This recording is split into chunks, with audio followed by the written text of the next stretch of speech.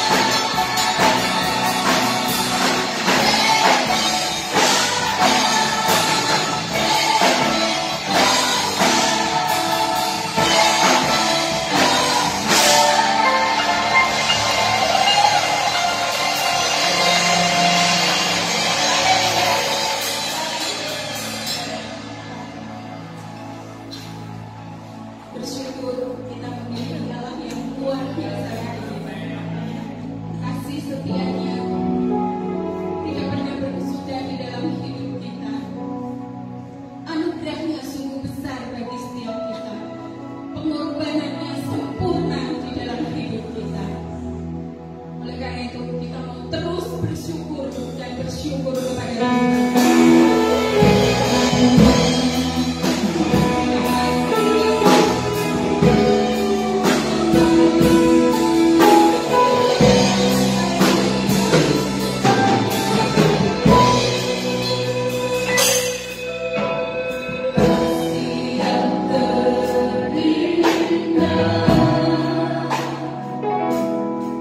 Hati yang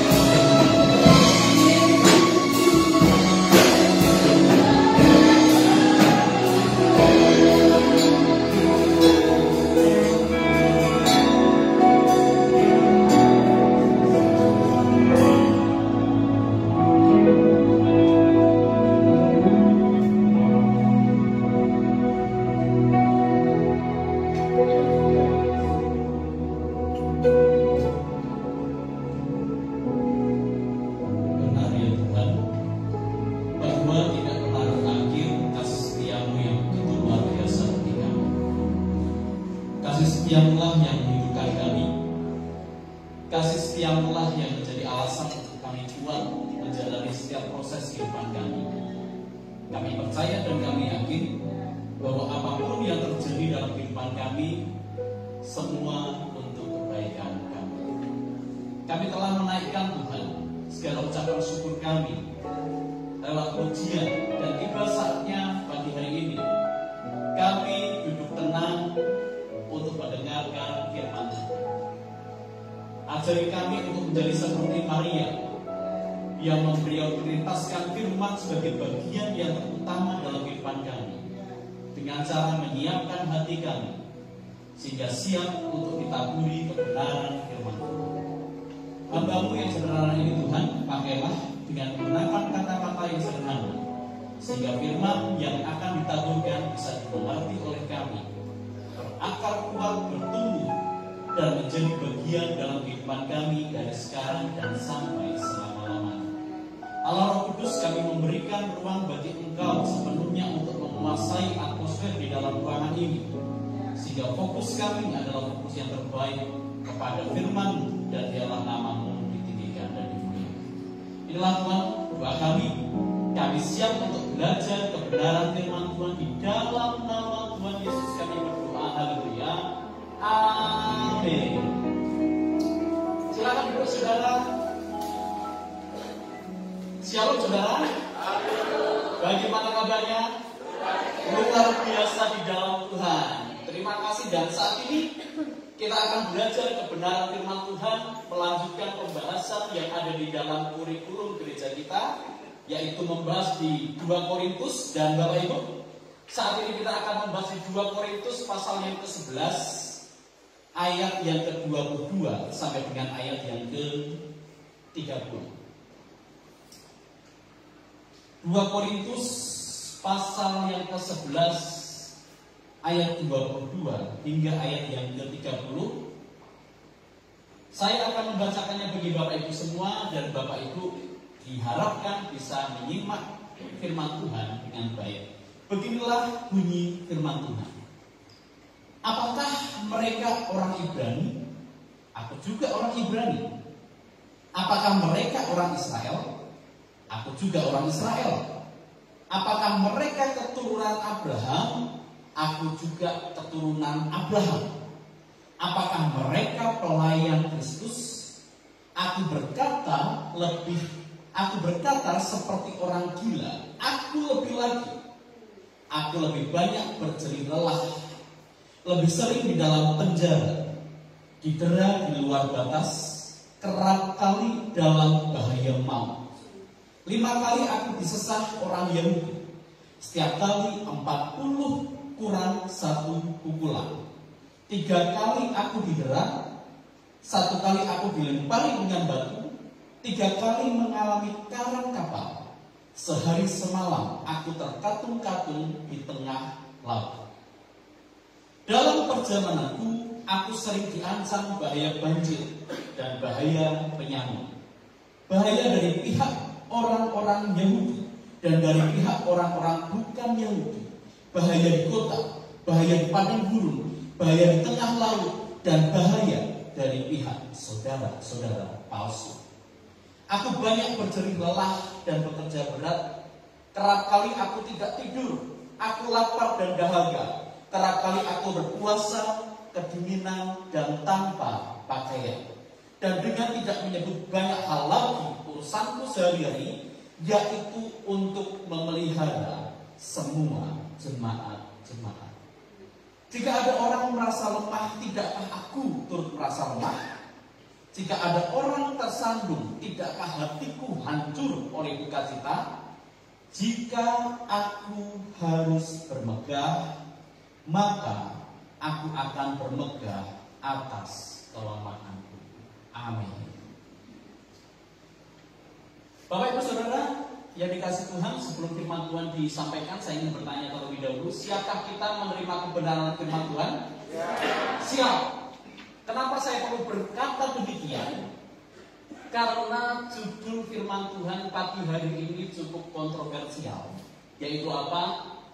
Panggilan untuk menderita bagi Kristus. Bapak Ibu, saudara yang dikasihi Tuhan, sekali lagi judul khotbah pagi hari ini adalah panggilan untuk menderita bagi Kristus. Saudara, pertanyaannya adalah, kagetkah saudara dengan judul khotbah ini? Mas Ragil, kok judul khotbahnya mengerikan ya? Mas Ragil, kok judul khotbahnya tentang penderitaan ya? Sesuatu yang ingin dihindari oleh orang lain, sesuatu yang didoakan bagi orang-orang supaya tidak terjadi dalam kehidupannya, tetapi ternyata bagi orang yang mengikut Tuhan Yesus ada satu tema yang perlu kita pelajari bersama. Panggilan untuk menderita bagi Kristus. Bapak Ibu, bukan hanya Bapak Ibu saja yang kaget terhadap judul ini. Saya pun yang menyiapkan firman Tuhan pun juga kaget ketika harus mempersiapkan judul ini. Karena apa Bapak Ibu?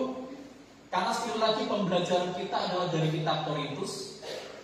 Dan ketika belajar dari kitab Korintus, Ibu Gembala mengingatkan bahwa Mas Rakil besok jadwalnya adalah melanjutkan. Dan ketika saya mempelajari ayat yang akan disampaikan ini dengan menggunakan hermeneutika yang tepat, yang dipelajari di kelas tentunya, yang di GKB juga ada ini. Sesudah dipelajari memang temanya tentang ini Bapak Ibu. Bagaimana orang percaya dipanggil untuk menderita bersama dengan Tuhan. Saudara, ketika kita mempelajari tulisan Rasul Paulus, tema tentang penderitaan Kristiani menjadi bagian yang cukup sentral di dalam pengharapan orang percaya. Bahkan saudara yang dikasihi Tuhan, Paulus menulis dalam bagian lain di suratnya kepada jemaat di Filipi 1 ayat 29. Paulus menulis seperti ini. Sebab kepada kamu dikaruniakan bukan saja untuk percaya kepada Kristus. Jadi saudara, ternyata ketika kita mau mengaku bahwa Yesus itu Tuhan, itu adalah karunia daripada Allah. Tetapi ternyata bukan berhenti di situ saja. Paulus melanjutkan bahwa melainkan juga untuk menderita untuk Dia. Dan ternyata dalam konsep firman Tuhan, antara kepercayaan kepada Kristus dan penderitaan yang dihasilkan dari kepercayaan itu merupakan satu paket, saudara. Dan ini yang seringkali orang-orang Kristen tidak ketahui. Kebanyakan kita punya pandangan bahwa ketika ikut Yesus semuanya akan indah, ketika ikut Yesus semuanya akan bahagia, tetapi kita lupa bahwa di dalam pengikutsertaan kepada Yesus ada paket yang lain yang harus juga kita terima, yang disebut juga kasih karunia, yaitu apa? Untuk menderita bagi Dia. Saudara, satu hal yang perlu saya garis bawahi adalah kata penderitaan. Penderitaan di dalam Alkitab Bapak Ibu, paling tidak secara garis besar disebutkan ada dua hal. Yang pertama adalah penderitaan yang disebabkan oleh dosa. Dan tentu saja pemecahannya adalah bertobat dari dosa kita, maka Allah akan mengampuni dan menyucikan kita, dan kemudian menjadi bagian dalam dan kemudian terjadi pemulihan dalam kehidupan kita. Nah saudara, yang kita bicarakan tentang penderitaan ini bukan penderitaan seperti itu. Kalau penderitaan karena dosa itu berarti harus kita usahakan pemecahannya masing-masing. Jadi contoh misalnya, ada orang punya tabungan, tapi kemudian dia tergila-gila dengan judi. Bermain judi, kemudian karena judi itu sangat mengasihkan dan seperti narkoba menyebabkan ketergantungan, pada akhirnya tabungannya digunakan untuk judi dan akhirnya ludes tabungannya. Kemudian berkata seperti ini, Mas Ragil, saya mendapatkan penderitaan daripada Tuhan. Yaitu apa? Tabungan saya habis dan ini adalah ujian dari Tuhan. Saudara, kalau ada kasus seperti itu saya katakan, oh tidak. Itu adalah penderitaan yang disebabkan oleh dosa kita karena kita tidak taat pada perintah Tuhan. Tuhan sudah jelas melarang bahwa dilarang berjudi. Saudara, kalau seperti itu adalah penderitaan yang timbul dari dalam diri kita sendiri. Tetapi jenis penderitaan yang kedua adalah penderitaan yang timbul karena memang diizinkan oleh Allah untuk mendatangkan kemuliaan bagi Dia. Contohnya Bapak Ibu, penderitaan ini dialami oleh Bapak Ibu Saudara yang mungkin berasal dari latar belakang agama lain. Kemudian Bapak Ibu dipanggil oleh Kristus untuk mengikut Dia. Dan ketika Bapak Ibu sudah lari dari kepercayaan yang lama kepada Kristus, kemudian Bapak Ibu, keluarga Bapak Ibu memusuhi saudara, tetangga memusuhi saudara karena iman saudara, dan inilah yang disebut karunia menderita untuk Tuhan. Jadi saudara, satu hal yang cukup menemplah kita adalah bahwa memang ketika kita menerima Tuhan sebagai Yesus sebagai Tuhan dan Juru Selamat, ada kepastian akan kehidupan kekal. Tetapi Bapak Ibu, ketika kita mengikut Tuhan juga ada paket yang lain, yaitu panggilan untuk menderita bagi Dia, yang mungkin saat ini sedang dialami oleh masing-masing kita. Saudara, minggu yang lalu kita memperingati Jumat Agung, betul ya? Dan ketika kita memperingati Jumat Agung, kemudian hari minggunya kita memperingati Paskah. Dan ketika peristiwa Paskah, Bapak Ibu, Yesus kemudian menampakkan diri kepada para murid. Dan pada akhirnya Yesus naik ke surga. Dan pelayanan dari Tuhan Yesus diteruskan dengan luar biasa oleh para murid-murid Yesus. Saudara, apakah saudara tahu bagaimana kematian para murid-murid Yesus itu? Bapak Ibu, Petrus dan Filipus disalibkan dengan cara terbalik. Khusus untuk Petrus, kematiannya sudah dinubuatkan oleh Tuhan Yesus dalam Yohanes 21 bagian akhir. Di situ Yesus pernah ngomong pada Petrus, "Petrus, apakah engkau mengasihi aku? Ya Tuhan, aku mengasihi kamu." Di ending ceritanya Bapak Ibu, Tuhan Yesus ngomong, "Petrus, waktu muda engkau mengangkat pinggangmu sendiri dan berjalan kemana-mana terserah engkau. Tetapi nanti ketika engkau akan tua, orang akan menangkap engkau, tanganmu akan direntangkan." Dan itu Bapak Ibu, menurut Yohanes, menceritakan bagaimana Petrus akan mati. Dan ketika Petrus akan mati, saudara dikasih Tuhan, apa yang terjadi? Yang terjadi adalah ketika Petrus mau disalib, dia dengan kerendahan hati bilang begini, Bapak Ibu, "Tolong jangan salibkan aku sama seperti Tuhanku, karena aku tidak layak mati seperti Dia. Tolong salibkan aku dengan cara terbalik." Dan betul Bapak Ibu, Petrus disalibkan, kepalanya di atas, kakinya di bawah, hingga mati.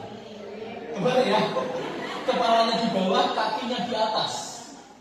Nah, Bapak Ibu lihat, para rasul pun mengakhiri pertandingan kehidupannya dengan cara seperti ini. Siapa lagi Bapak Ibu? Ada Andreas, disalibkan dengan huruf, membentuk huruf X. Jadi tangannya direntangkan, kakinya juga direntangkan begitu. Kemudian Bapak Ibu, Matius disiksa dan dibunuh dengan pedang di daerah Ethiopia. Kemudian Yakobus dirajam dan dilemparkan dari puncak bait Allah. Yakobus ini secara fisik adalah saudara tiri Tuhan Yesus. Dan di bumbungan bait Allah di mana Tuhan Yesus pernah dicobai, disitulah Yakobus juga dilemparkan sampai mati. Bartolomeus dicampuk hingga mati, dan kemudian Bapak Ibu, Markus diseret dengan kuda sampai hingga kulit terlepas dan kemudian mati.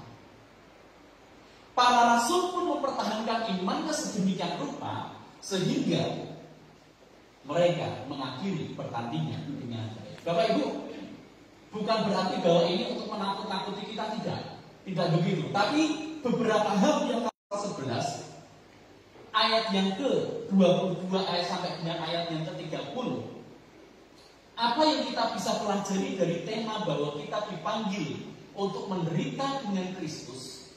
Ada 3 hal mendasar Bapak Ibu yang perlu kita ketahui bersama. Yang pertama adalah bahwa penderitaan Kristiani itu merupakan bagian dari perjalanan kehidupan kita. Sekali lagi saya katakan, penderitaan Kristiani merupakan bagian dari perjalanan kehidupan kita. Saudara yang dikasihi Tuhan, berkaca dari Rasul Paulus, inilah yang bisa kita amati dari penderitaan yang Rasul Paulus alami, bahwa ternyata menjadi orang Kristen, mempercayakan hidup kepada Kristus, itu tidak menjamin semuanya akan mulus. Itu tidak menjamin bahwa hidup kita akan terus naik. Itu tidak menjamin bahwa ekonomi kita akan terus baik. Itu tidak menjamin bahwa kita akan memiliki harta benda yang terus bertambah dari tahun sampai tahun. Tetapi saudara, satu hal yang perlu mendapatkan permakluman dari kita, satu hal yang perlu kita ketahui adalah bahwa penderitaan Kristiani itu adalah bagian dari perjalanan kehidupan kita.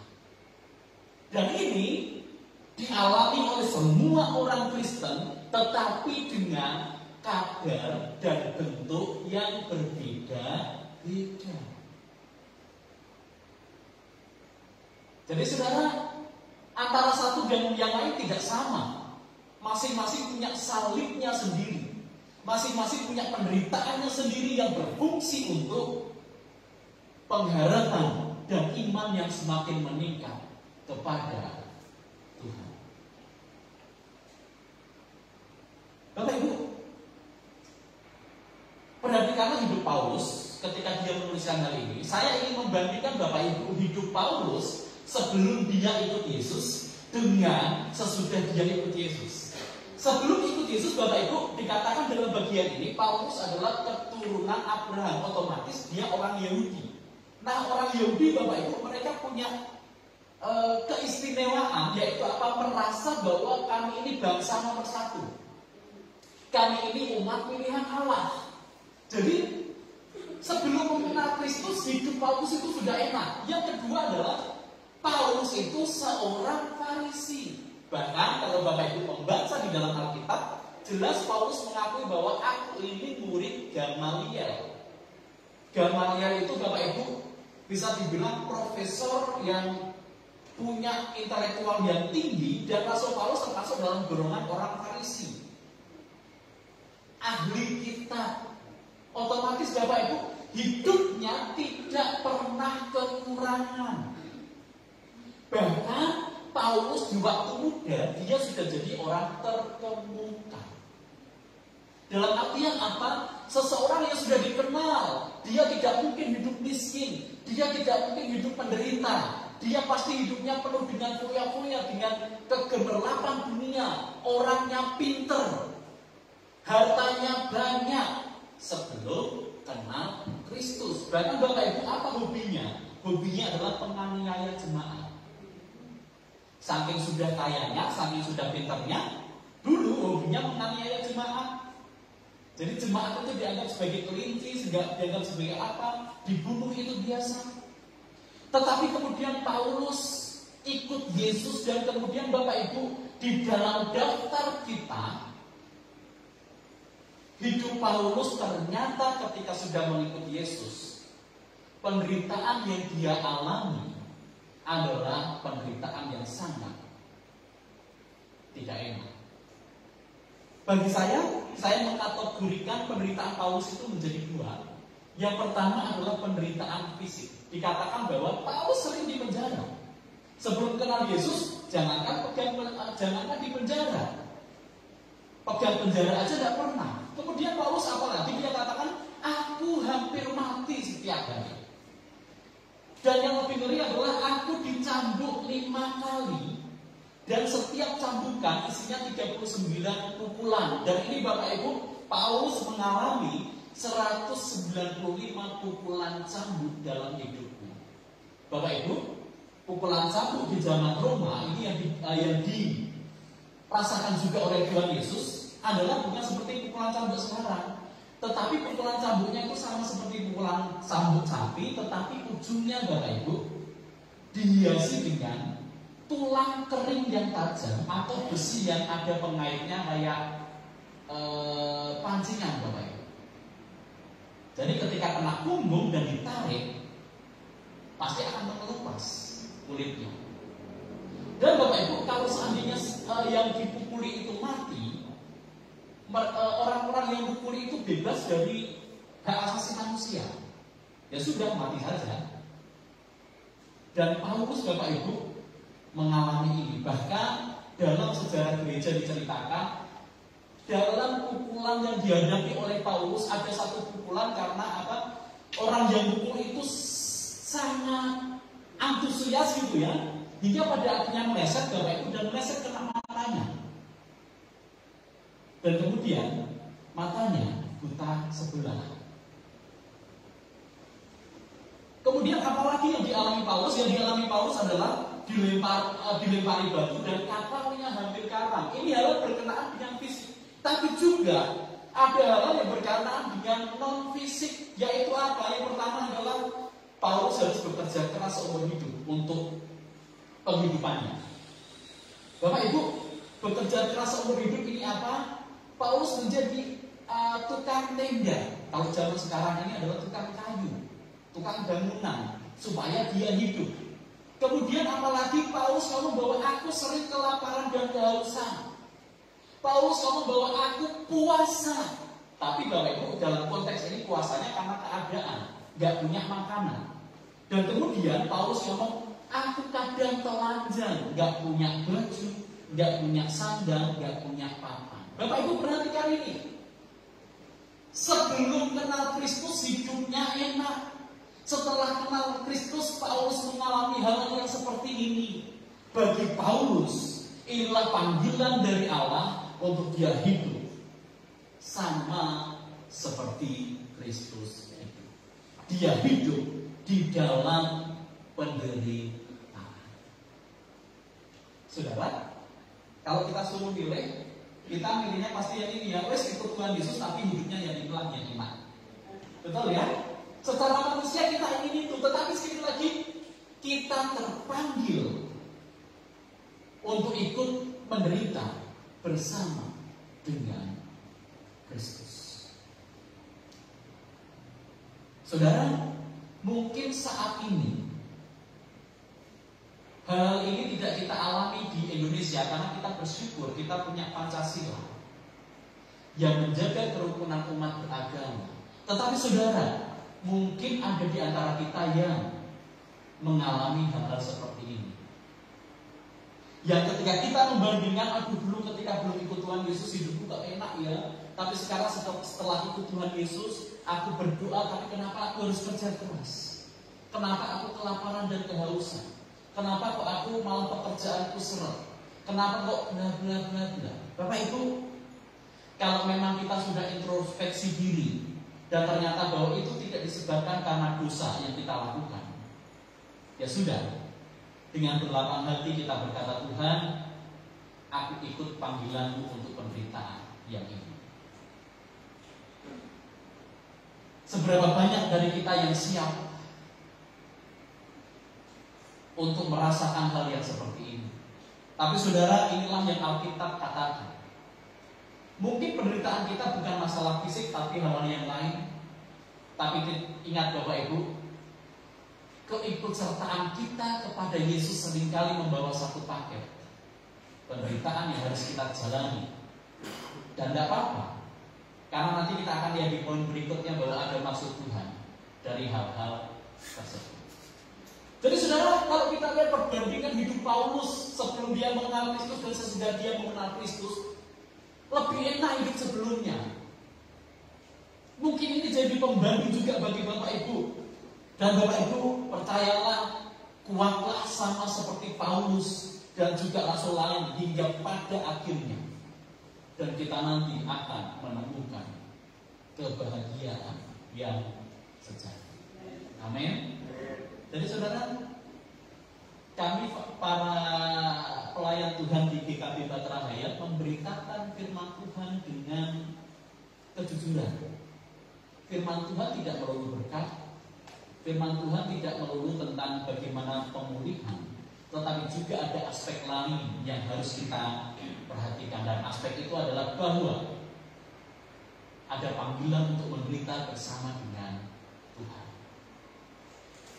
Kalau kita cek yang lain Bapak Ibu, ternyata penderitaan memang bagian kehidupan kita sebagai pengikut Kristus. Coba kita lihat Rasul Paulus di dalam bagian yang lain ketika menulis pada jemaat di Tesalonika, Paulus ngomong begini, hai jemaat Tesalonika, kamu dinyatakan layak bahwa kamu menjadi warga kerajaan Allah.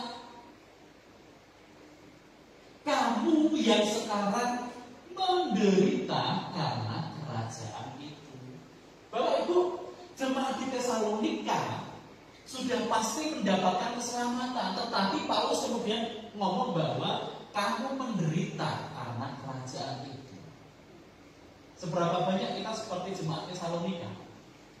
Yaitu apa? Yang bagaimana? Yang percaya pada Yesus, namanya sudah tercatat di kerajaan surga, tetapi di dunia ini tetangga kita musuh, saudara kandung kita musuh, bahkan orang tua kita memusuhi karena kepercayaan kita pada Tuhan Yesus. Saudara, inilah panggilan penderitaan kita yang harus kita tetap jalani bersama dengan iman. Bahkan Bapak Ibu, kalau kita lihat ada beberapa di daerah-daerah di Indonesia, terutama di Bali, dengan kita tahu kepercayaan umum yang ada di sana, ini sangat kasihan sekali. Kalau orang percaya pada Tuhan Yesus, dia harus dikeluarkan dari komunitasnya, betul-betul keluar. Kemudian Bapak Ibu di ayat yang lain, 2 Timotius 3:12, Paulus ngomong pada Timotius begini, memang setiap orang yang mau hidup beribadah di dalam Kristus Yesus akan menderita aniaya.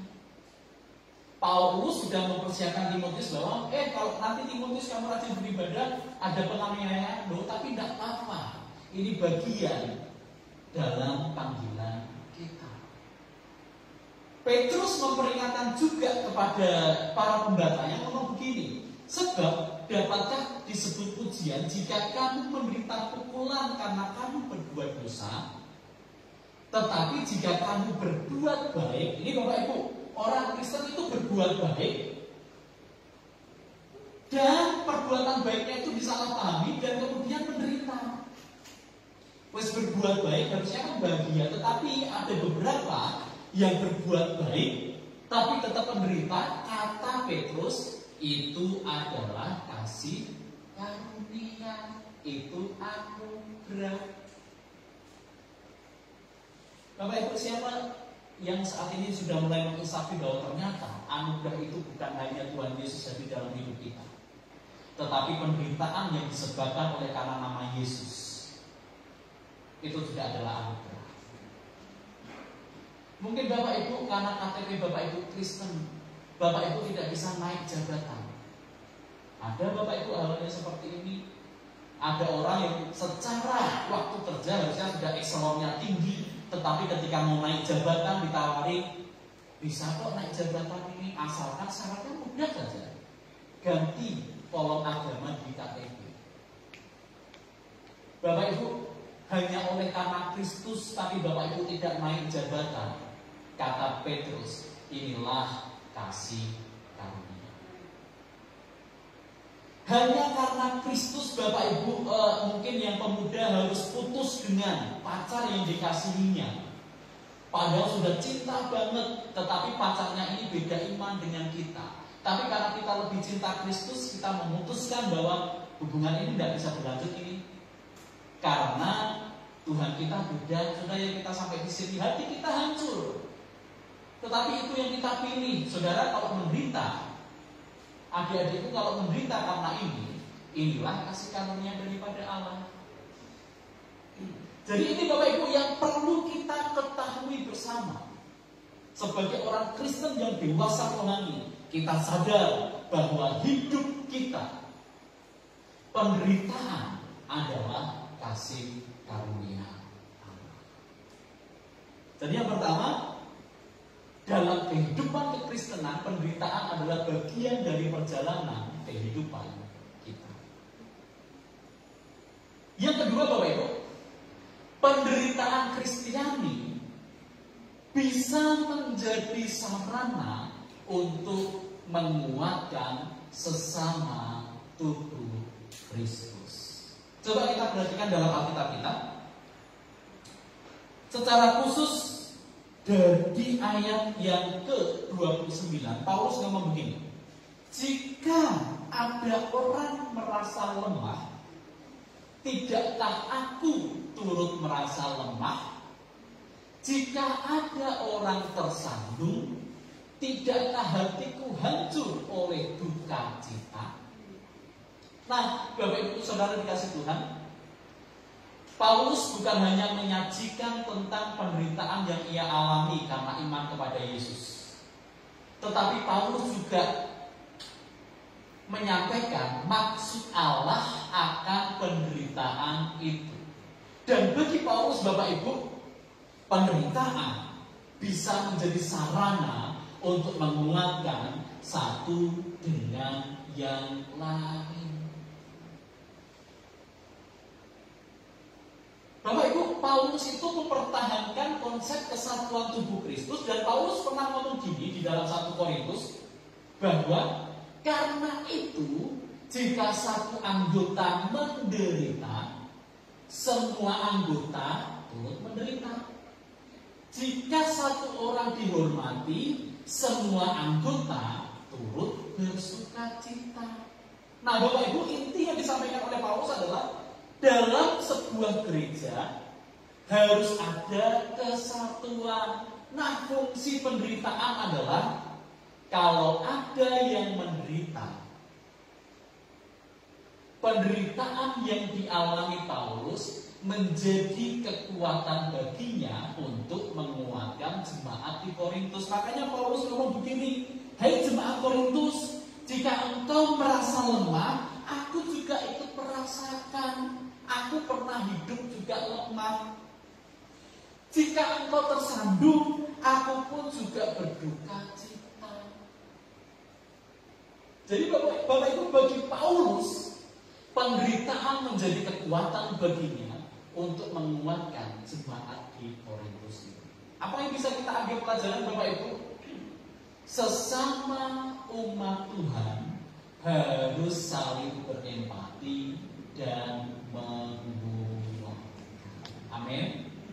Ini Bapak Ibu, mungkin Bapak Ibu punya penderitaan di satu hal dan Bapak Ibu mampu melewatinya bersama dengan Tuhan.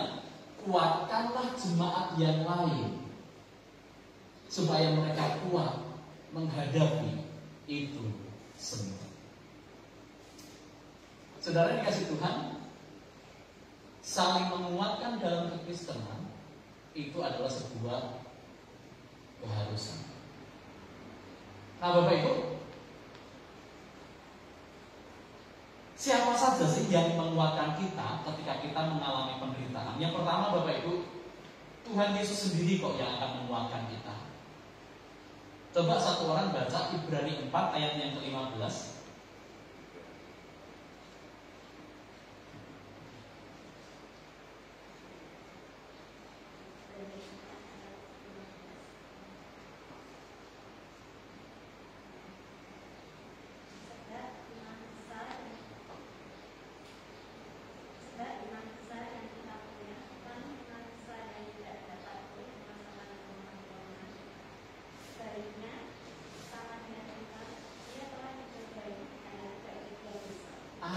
Bapak Ibu, ketika kita mengalami penderitaan, Tuhan Yesus sebagai imam besar itu turut merasakan, turut menguatkan.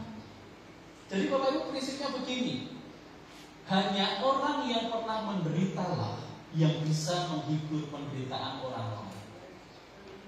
Tuhan Yesus, apakah dia pernah menderita? Oh, menderita sampai mati, Bapak Ibu. Jadi kalau kita berdoa, Tuhan tolong keluarkan aku dalam penderitaan ini, Tuhan Yesus pernah lebih menderita dari kita, dan Tuhan Yesus akan menghiburkan kita. Kemudian saling menguatkan dalam kekristenan. Siapa yang menguatkan kita? Sudah barang tentu hamba Tuhan yang akan menguatkan kita. Dan inilah salah satu tugas hamba Tuhan. Bapak Ibu, bersyukur karena Bapak Ibu punya Bapak Ibu pendeta yang begitu peduli, yang akan langsung ada di garis depan ketika Bapak Ibu memiliki permasalahan. Jadi Bapak Ibu, kalau biasanya Bapak Ibu jemaat itu memikirkan keluarganya sendiri, kalau hamba Tuhan itu pikirannya bercabang banyak, bukan hanya memikirkan keluarganya, tapi memikirkan jemaatnya juga. Kalau ada permasalahan, hamba Tuhanlah yang akan berusaha sekuat tenaga untuk menguatkan kita. Bersyukur pagi hari ini saya melihat Ibu Warno bersama-sama di tengah-tengah kita, ya Bu ya. Dan ketika Ibu Warno kemarin mengalami sakit, walaupun jaraknya jauh, Bapak Ibu Gembala pergi ke sana untuk menguatkan. Nah Bapak Ibu, saya mengajar di kelas, ya kelasnya ada di Pekalongan, dan Pekalongan itu punya gereja lokal, Bapak Ibu, dan gereja lokalnya cukup kuat. Dan sama Bapak Ibu yang dilakukan, jemaatnya ada ribuan, tetapi kalau ada jemaatnya sakit, itu pasti dikunjungi. Pernah Bapak Ibu yang sakit jemaatnya itu sampai harus ke Malaysia, dan yang dilakukan oleh hamba Tuhannya adalah dikirim ke Malaysia untuk mendoakan dan kemudian pulang, Bapak Ibu. Jadi salah satu tugas hamba Tuhan adalah memberikan penguatan. Jadi Bapak Ibu tidak sendiri. Ada hamba Tuhan di sini yang siap mendoakan, asalkan kita mau men-sharingkan masalah kita. Dan juga Bapak Ibu, kita yang pernah menderita bisa menguatkan satu dengan yang lain. Jadi ternyata penderitaan yang kita alami bisa menjadi kekuatan untuk kita bisa menolong orang lain.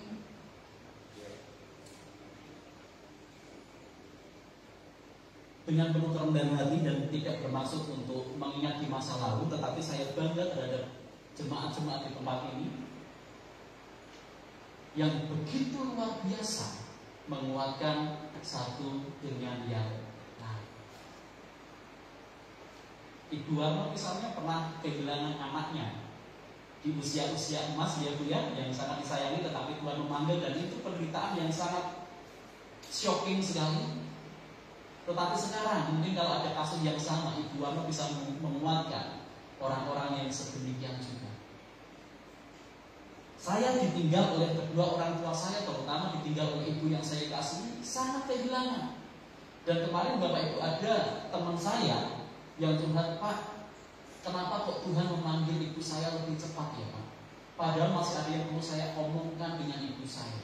Saya masih perlu untuk berdamai dengan ibu saya. Saya masih ada banyak hal yang perlu saya lakukan dengan ibu saya. Wah, di sini kesempatan saya pernah kehilangan ibu, dan sekarang momennya sama. Saya menguatkan beliau, Pak, rencana Tuhan pasti rencana yang terbaik. Jadi Bapak Ibu, ada maksud Allah. Paulus menderita, penderitaannya dijadikan kekuatan untuk menghibur jemaat Korintus. Kita juga, yuk kita saling menguatkan satu dengan yang lain. Ada maksud Allah di dalam setiap penderitaan. Dan salah satu maksudnya adalah untuk menjadi sarana saling menguatkan iman. Bapak Ibu, yang ketiga, apa maksud Allah memanggil kita untuk mengalami penderitaan Kristiani? Dan maksud ketiga Allah adalah dapat menjadi sarana bagi Allah untuk menyatakan kuasanya atas hidup kita. Amin. Bapak Ibu, bagaimana mungkin kita bisa merasakan pertolongan Tuhan kalau kita terlebih dahulu tidak mengalami masa kesulitan. Pertolongan itu bisa dilakukan kalau ada orang yang minta tolong. Pertolongan itu bisa dilakukan kalau ada orang yang kesulitan. Dan kalau kita menolong orang yang tidak sedang kesulitan, itu sebuah tindakan yang bodoh. Betul ya? Misalnya saya menolong memberikan sumbangan bagi Hutman Paris Hutapea, misalnya. Loh Mas Radius, hartanya Mas Radius dengan Pak Hutman Paris itu beda jauh lah, nggak mungkin lah. Nggak ada seujung kukunya Mas Radius. Mas Radius cuma punya motor, Hutman Paris punya puluhan mobil yang bagus. Nah Bapak Ibu, nggak mungkin saya menolong Hutman Paris karena apa? Dia nggak butuh pertolongan dari saya dalam hal ekonomi. Demikian juga berlaku sebaliknya. Mengapa ada panggilan penderitaan dalam kehidupan kita untuk menjadi sarana Allah di dalam Dia menyatakan kuasanya? Perhatikan ayat yang ke-30, Paulus ngomong begini.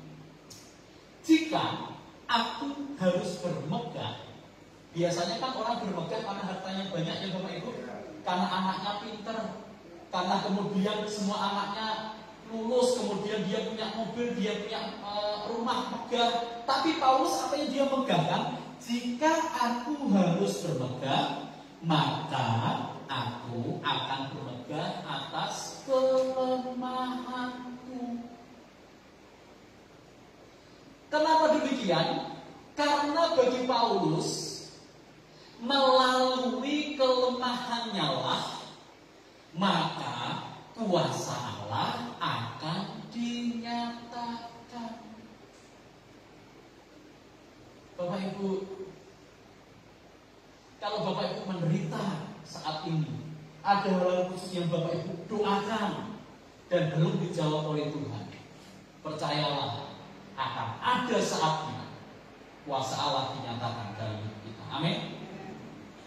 Inilah Bapak Ibu salah satu maksud mulia dari penderitaan orang Kristen yang tidak disebabkan karena dosa, karena melalui kelemahan kuasa Allah jadi sempurna. Saya teringat cerita di Yohanes pasal yang ke-9, cerita tentang Tuhan Yesus, yang pada saat itu Tuhan Yesus bersama dengan para murid sedang jalan, dan ternyata mereka melihat ada seorang buta yang butanya sejak lahir. Para murid berkata pada Tuhan, Tuhan, siapa yang berdosa? Apakah dia atau orang tuanya sehingga dia lahir buta? Jawaban Tuhan Yesus sungguh mencengangkan Bapak Ibu. Bukan karena dia dan bukan karena ayah ibunya, tetapi penderitaan ini ada supaya kemuliaan Tuhan dinyatakan. Saudara, ada penderitaan yang nanti bisa mendatangkan kemuliaan bagi Tuhan karena kuasa Allah dinyatakan dalam kehidupan kita. Amin. Makanya Bapak Ibu yang sekarang ini menderita karena sesuatu, bersabarlah, terus berdoa pada Tuhan. Selain penderitaan itu adalah hal yang wajar dalam kehidupan Kristiani, tetapi juga akan ada kuasa Allah, sehingga kita bisa berkata sama seperti Paulus, dalam kelemahanmu lah ya Tuhan, aku bermegah, karena ketika aku lemah, Engkau menyatakan kuasa. Bapak Ibu, segala keakuan Paulus sudah ditinggalkan. Paulus menderita, hanya berharap pada Tuhan dan ada pertolongan. Jadi Bapak Ibu, seringkali penderitaan itu ada supaya kita menanggalkan keakuan kita dan berharap penuh pada Tuhan. Semakin Paulus merasa lemah, semakin kuat pertolongan Allah atas kehidupan. Demikian juga dengan kita. Semakin kita diizinkan menderita karena Kristus, semakin nanti akan ada pertolongan demi pertolongan yang disampaikan Allah bagi kita. Bapak Ibu, ketika Bapak Ibu menderita, Bapak Ibu tidak sendiri. Allah campur tangan atas penderitaan kita. Coba kita perhatikan beberapa ayat ini. 2 Timotius 1 ayat 12 ngomong gini, itulah sebabnya aku menderita semuanya ini. Ini kata Paulus pada Timotius ya. Jadi Paulus menderita, tetapi Paulus tidak malu, karena Paulus tahu kepada siapa Paulus percaya, dan Paulus yakin bahwa dia berkuasa memeliharakan. Jadi keyakinan Paulus, Bapak Ibu, aku menderita tidak apa-apa, aku tidak malu. Tetapi ketika aku mempasrahkan penderitaanku kepada Tuhan, Ia memelihara. Seberapa sering kita merasakan pemeliharaan Tuhan di saat-saat krisis dalam kehidupan kita? Di saat berasnya habis, nggak punya uang, tiba-tiba Allah mengirimkan cara yang lain untuk kita bisa makan. Di saat anak butuh masuk ke sekolah yang baru, kita nggak punya tabungan khusus untuk itu. Tiba-tiba kok ada berkat yang lain. Bapak Ibu, ada pemeliharaan Allah. Kemudian ayat yang lain lagi, 2 Timotius 3 ayat 11, masih Paulus ngomong pada Timotius, engkau telah ikut menderita penganiayaan dan sengsara seperti yang kuderita. Ternyata Paulus dan Timotius itu penginjilan dan mereka menderita, Bapak Ibu. Semua penganiayaan itu kuderita, tapi apakah untuk selama-lamanya? Tidak. Dan Tuhan melepaskan aku dari segala penderitaan itu. Memang ada orang yang dipanggil untuk menderita dari Tuhan, tetapi Tuhan tidak akan meninggalkan dia. Ada janji Tuhan, Tuhan pasti melepaskan. Saudara sedang menderita, bersabarlah dan terus minta penyertaan Tuhan. Tuhan pasti akan menolong. 1 Petrus 3 ayat 14, tetapi sekalipun kamu harus menderita juga karena kebenaran, Petrus ngomong, kamu akan berbahagia. Seperti pelangi sehabis hujan, inilah kata Petrus.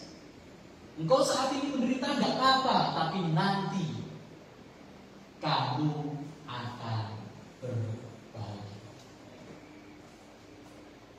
Saudara yang dikasihi Tuhan,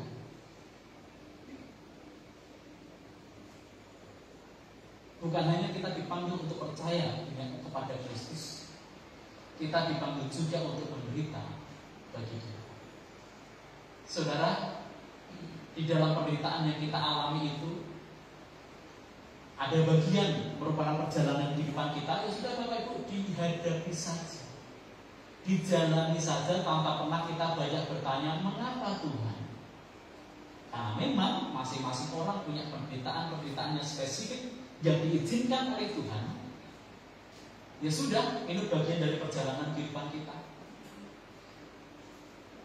Penderitaan kita itu bisa menjadi sarana menguatkan satu dengan yang lain.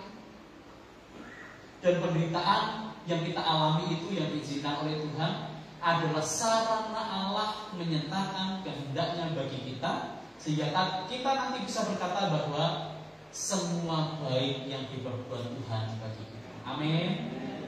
Jadi Bapak Ibu, saya bangga dengan jemaat GKP karena jemaat GKP adalah jemaat yang dewasa rohani, bisa belajar firman Tuhan secara murni, termasuk firman Tuhan tentang penderitaan. Firman Tuhan tidak saya perpanjang. Mari kita semua akan datang pada Tuhan. Dan Bapak Ibu, ada satu pujian yang bagus yang diciptakan oleh Fanny Crosby.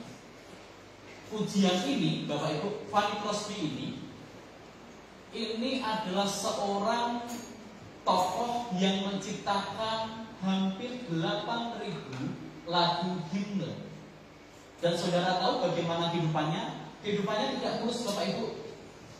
Ketika Fanny Crosby ini lahir di umur 6 minggu, dia kena pilek dan matanya ada iritasi. Ketika diperiksakan ke dokter, Bapak Ibu saudara dikasih Tuhan, apa yang terjadi? Dokter melakukan malpraktek dan kemudian mata dari Fanny Crosby ini kedua-duanya buta sejak usia 6 minggu. Dia mengalami jalan kehidupan yang sulit, tetapi dia tetap berharap pada Tuhan dan hidup dekat dengan Tuhan. Hingga suatu saat ketika Fanny Crosby ini sudah tua, dia ditanya oleh seorang reporter. Pertanyaannya begini, Bapak Ibu.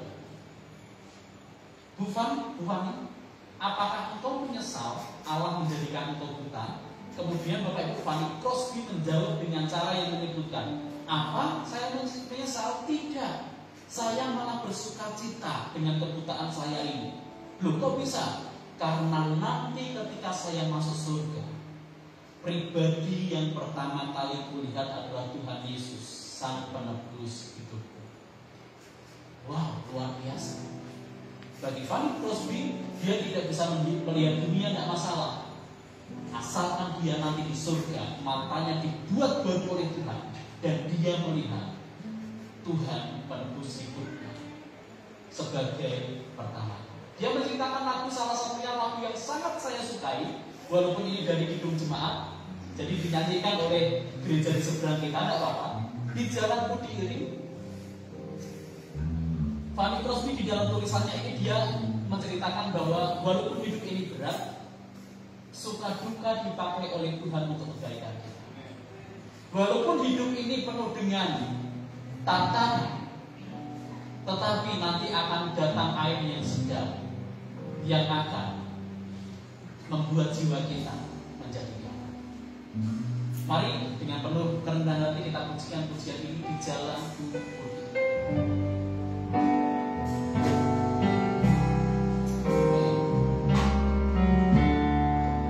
baik pertama sebelah kiri kita nyanyikan lagi di jalan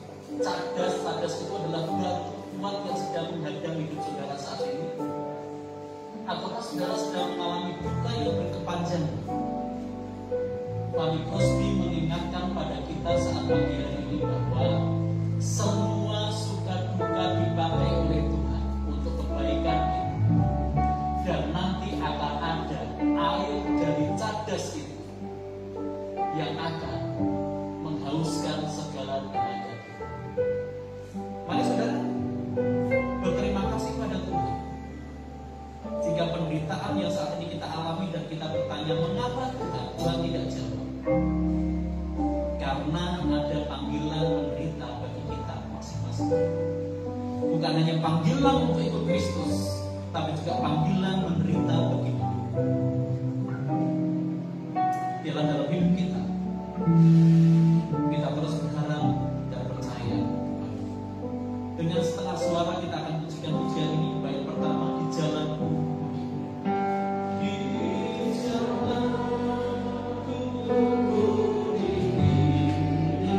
Bapak Gembala dan Bapak kita untuk mengikuti firman Tuhan. Kasih.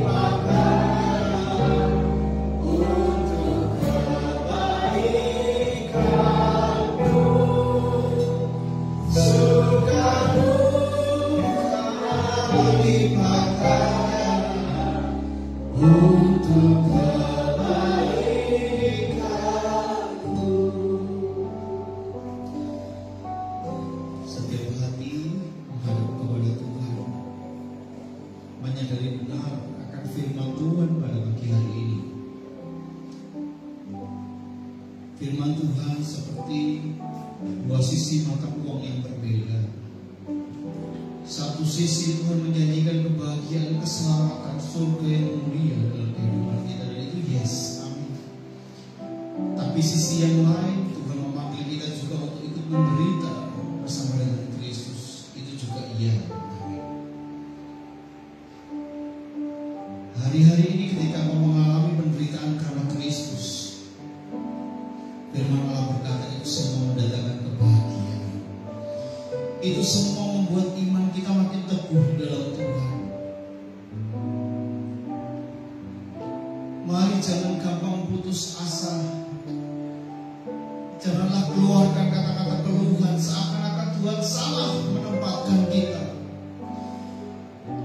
Kita sering berkata bahwa Tuhan keliru membawa peristiwa-peristiwa itu dalam kehidupan kita. Tidak. Tuhan punya rencana yang baik dalam kehidupan kita. Bapak Ibu Saudara dikasih Tuhan, sejarah membuktikan iman kekristenan timbul dan tumbuh karena penderitaan yang menghimpit. Makin dihambat, makin merambat. Makin ada banyak persoalan iman melejit ke atas, makin sungguh-sungguh dan dewasa dalam Tuhan. Kalau hari ini kau dihadapkan oleh persoalan-persoalan yang menggoyahkan imanmu, tetap teguh berdiri, percaya ada Tuhan yang bersama dengan engkau. Dia menghiburmu, Dia menguatkanmu, dan tidak membiarkan tanganmu dan kakimu goyah. Semua untuk kebaikan. Tuhan rindu melihat iman setiap orang-orang percaya makin dewasa dalam Tuhan. Karena kelak ketika Tuhan datang yang kedua, yang akan dia lihat adakah iman di bumi ini. Sebagai hamba Allah berdoa supaya iman yang dicari Tuhan itu ada dalam setiap pribadi lepas pribadi pada pagi hari ini.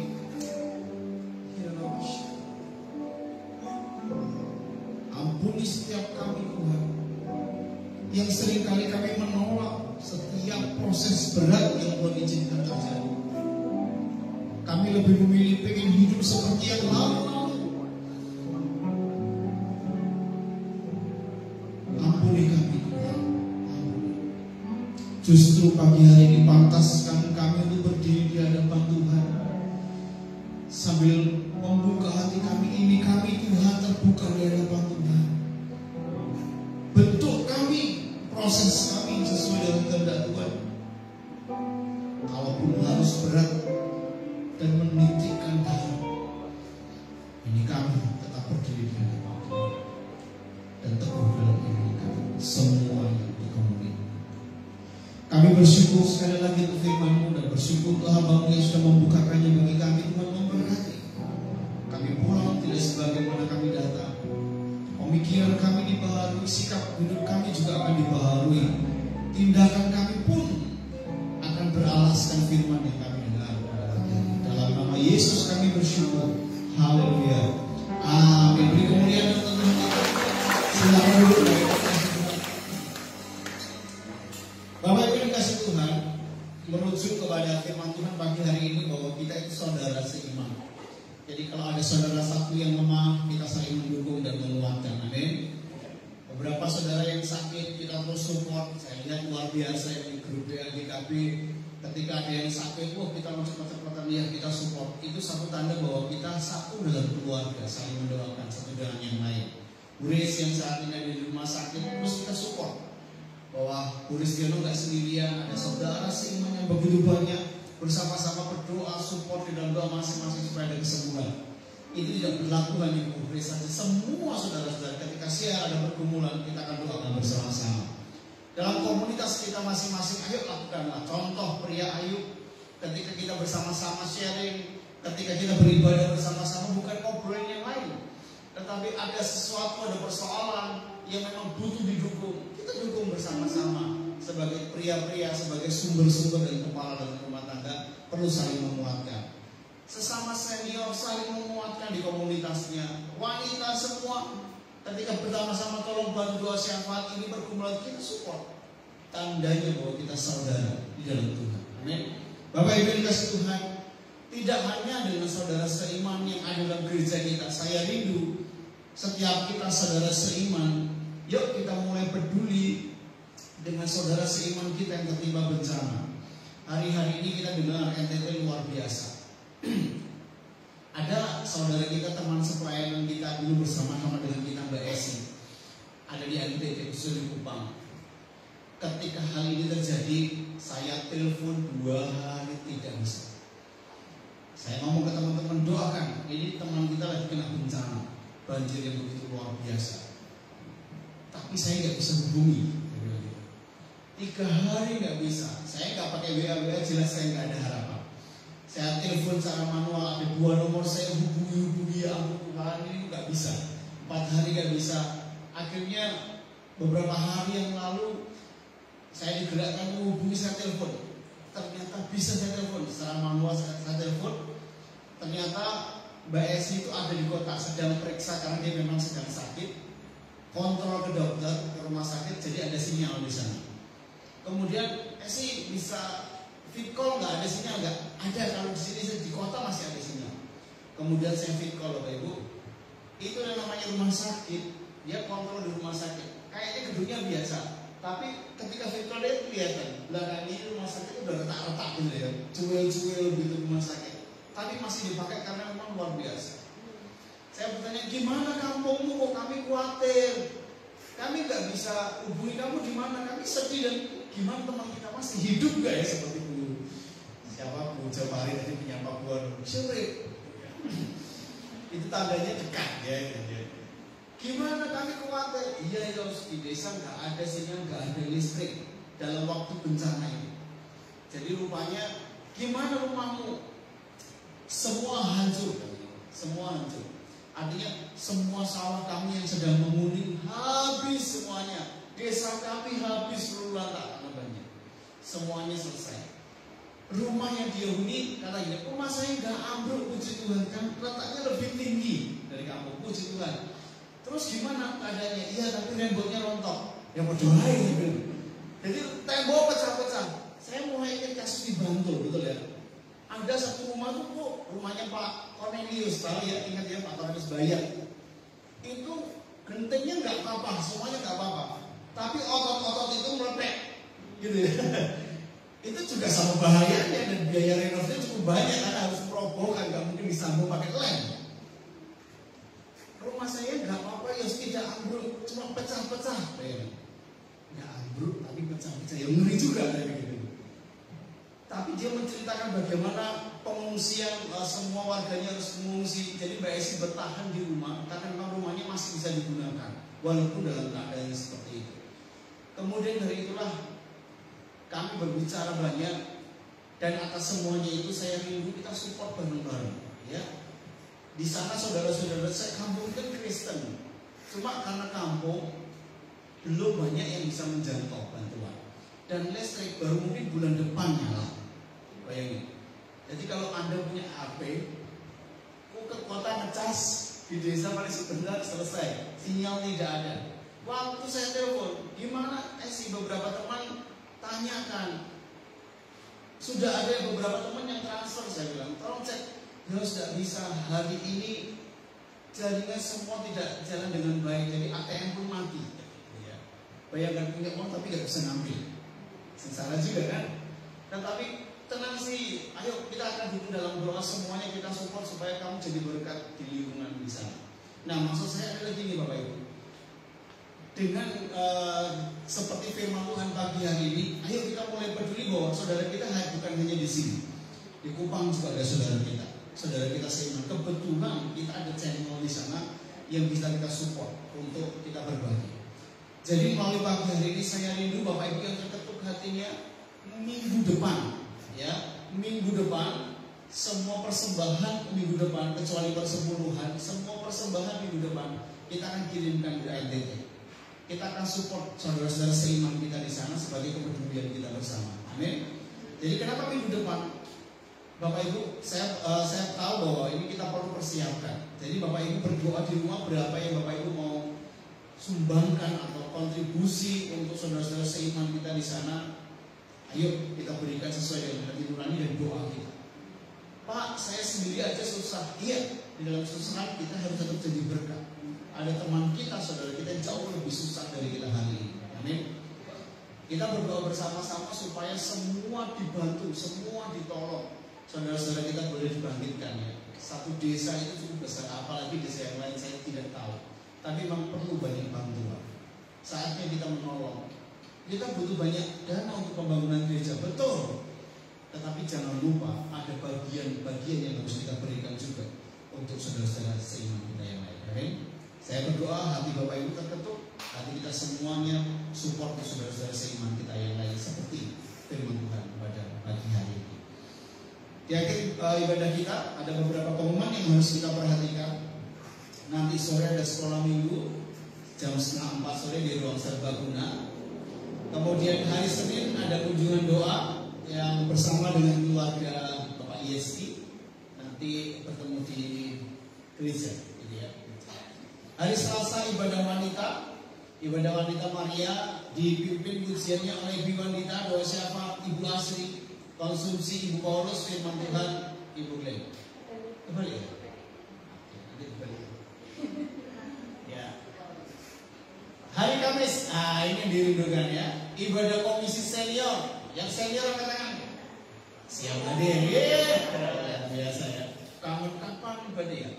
Ibadah senior hari Kamis, pujian Ibu Ronald, firman Tuhan Bapak Yosua, konsumsi Ibu Eni, Koletan Ibu Eni, dan doa syafaat Ibu Sukamto. Next. Hari Jumat 16 April ibadah Yud, pujian Saudara Sandy, firman Bapak Yosua, bareng-bareng di firman Iya, yang lain musik ya, yang lain pemain musik.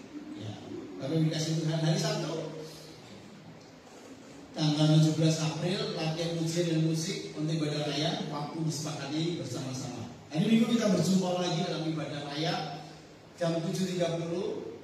WL Bapak Juli, singers Bapak Sigit dan Bapak Niko, pemusik Bapak Walen, Bapak Danu dan Saudara Ian, Saudara Benaya. Kalau sudah sehat ya Benaya ya. Kemudian Asep Bapak dan Ibu Untung, LCD Saudari Elsa. Ada tambahan?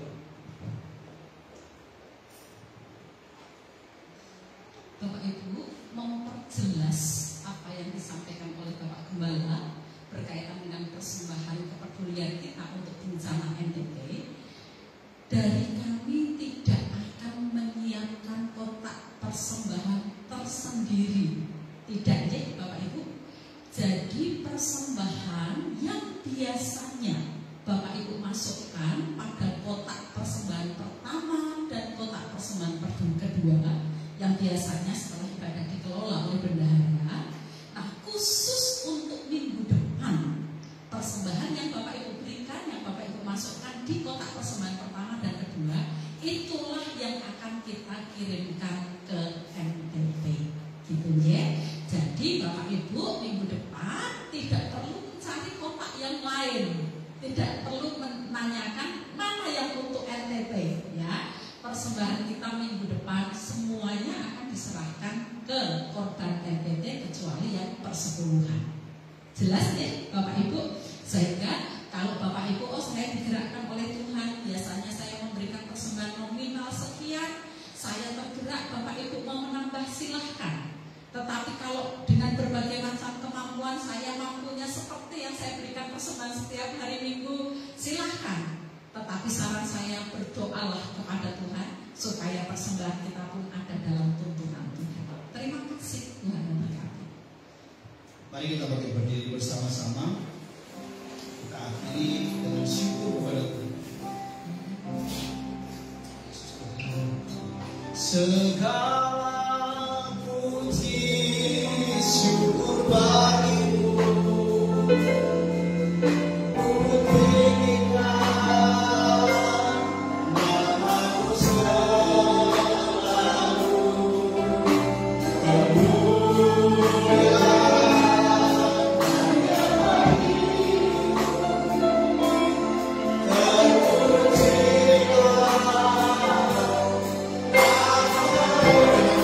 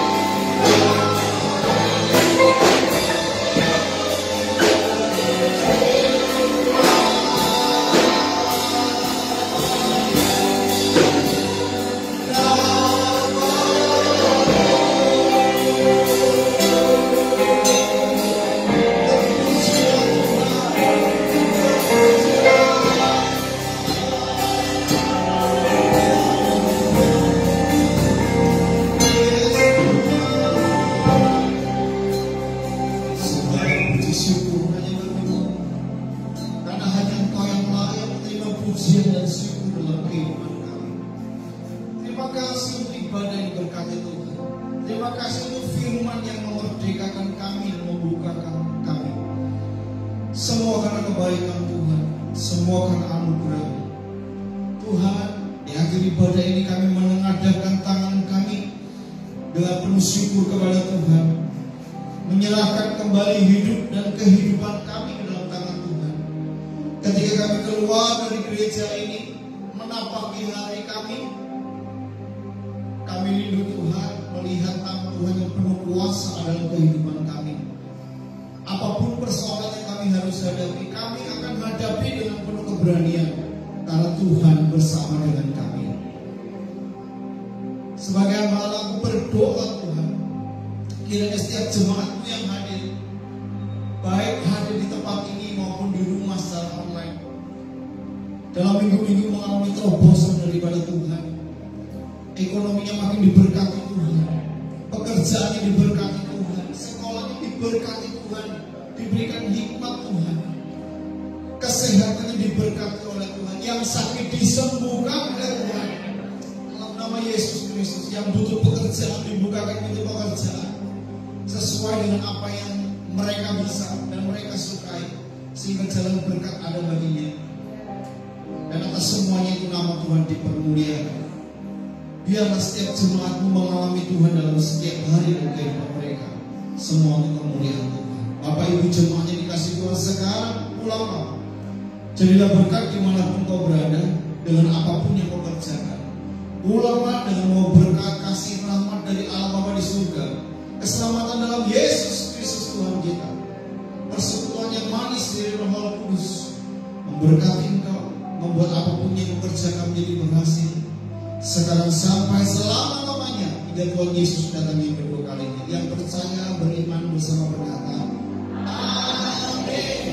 Tuhan berkati, lambaikan tangan bersama ini.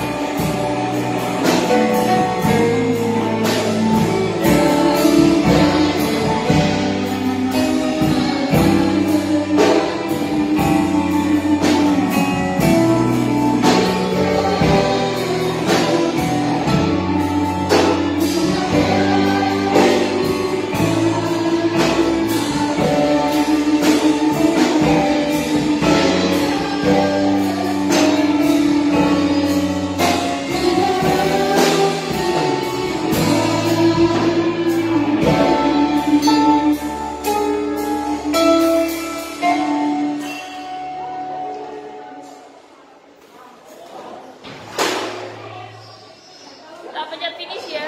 Aku.